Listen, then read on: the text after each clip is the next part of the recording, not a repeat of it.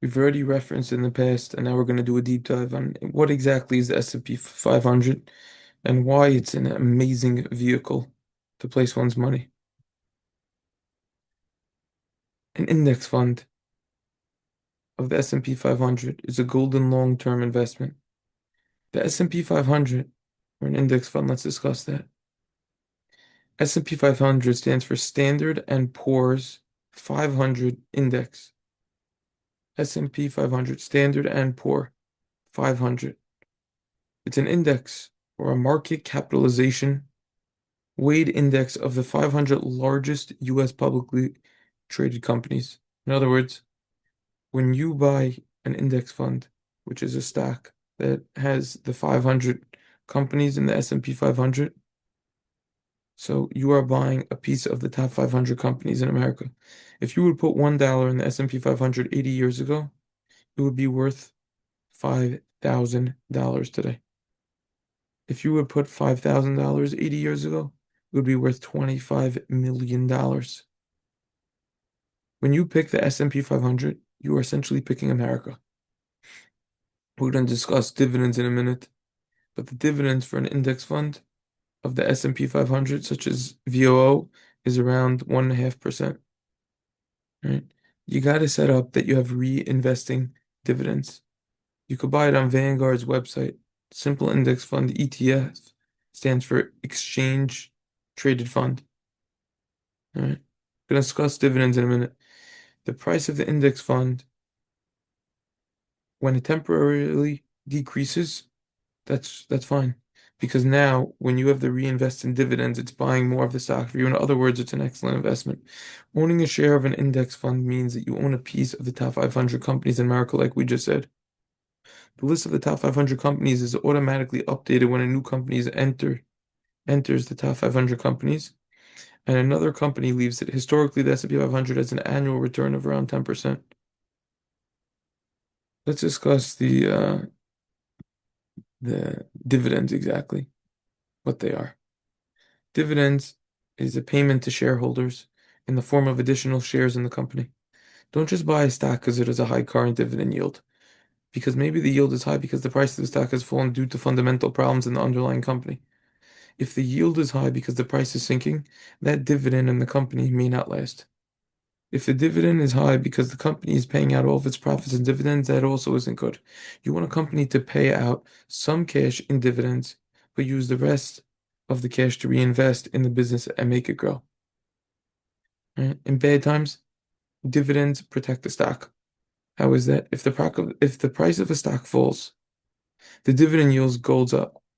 In other words, what was a 2% dividend on a $100 stock becomes a 4% dividend if the stock crashes to $50, or an 8% dividend if the stock plummets to $25, etc.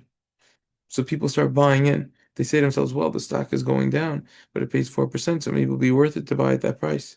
I'll make 4% of my money while I wait for the stock to go back up. So the idea is you don't want to buy into a falling company that's making an obsolete product. And that's something that's important. In any industry, you want to buy a company that has paid a dividend for many years, preferably even during a depression, without interruption or recession. You want the dividend payout ratio to be low, aka the company doesn't pay out too high of a percentage of earnings as dividends. You don't want a company paying out 80% of its earnings in dividends because that only leaves 20% behind for investment in future growth. It also doesn't leave much margin for error if the earnings are going to drop. You want to see a history of steadily rising dividends. You want a history of rising earnings and stock price to go along with rising dividends. You want a low level of debt and good returns on equity and capital. If a company has paid dividends for endless decades, it's a good sign of past health and indicates some hope about future health. It's especially encouraging if a stock paid nonstop dividends even through the 1929 crash and the subsequent depression in the 30s, with few exceptions, right? So that's basically the idea over here. So, the longer the record, the better. That's the dividends. Now, let's discuss something about status quo. People tend to incorrectly think that status quo will continue. People believe that when there's abundance, the abundance will continue. The truth is, when everything is down, right, it will continue to be down. That's what people think, right? People think it's going up, it's always going to go up. It's going down, it's always going to go down. But good investors realize the opposite. The commonly uttered investing phrase of quote, buy low and sell high is much easier said than done. When prices are high, most people are very hesitant to sell because they think that the price is going to continue to rise. So they want to be greedy and they want to hold it longer and wait to sell in order to maximize their profits. Similarly, when the price is low, most people want to sell because they think that the price will keep decreasing, so they want to sell before they lose more. Wise people do the opposite of what people are saying and what the headlines are showing. This is what Yosef Atzadik, by the way, realized. He realized that even though their years of plenty, they're not going to last forever. He therefore instructed the Egyptians to save food for the years of famine. In short, never sell when the market is down. Don't panic if don't panic, the market's going to go back up. The stock market, Warren Buffett said, is a tool to transfer wealth from the impatient to the patient. Deep idea. One more point. Compound interest. Compound interest is the addition of interest to the principal sum of a loan or deposit, or in other words, it's interest on interest.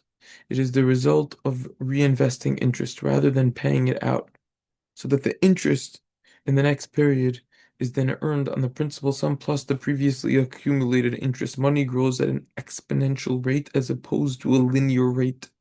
It's not about how much you're investing. It's about how much time you're allowing your money to grow. Younger people, therefore, have the biggest advantage. Albert Einstein said that compound interest is the eighth wonder of the world. Someone asked him what was the most amazing thing that he ever observed, and he answered compound interest. In fact, if Native Americans who received $24 for the island of Manhattan in 1626 had invested it only at a 5% compound interest rate, guess how much it would be worth today? 1 billion. But guess what? If they had invested it instead in stocks with that average at 10% a year, those $24 that they paid for New York City in 1626, guess how much it would be worth today? Trillions and trillions of dollars. To be exact, they would have had $24 with 15 zeros after it. You could write that out and do the math. That's pretty intense. So therefore, compound interest, don't underestimate the importance of it. One last idea, dollar cost averaging. Dollar cost averaging means you don't go all in an investment that has volatility. It's smarter to slowly invest if the price decreases. So now you're going to be able to get more for your money when you buy more when it decreases. Slowly go in. If it increases, you still make money. It's a win-win strategy. Dollar cost averaging, very important. Okay, that is today's session. Next time we will continue.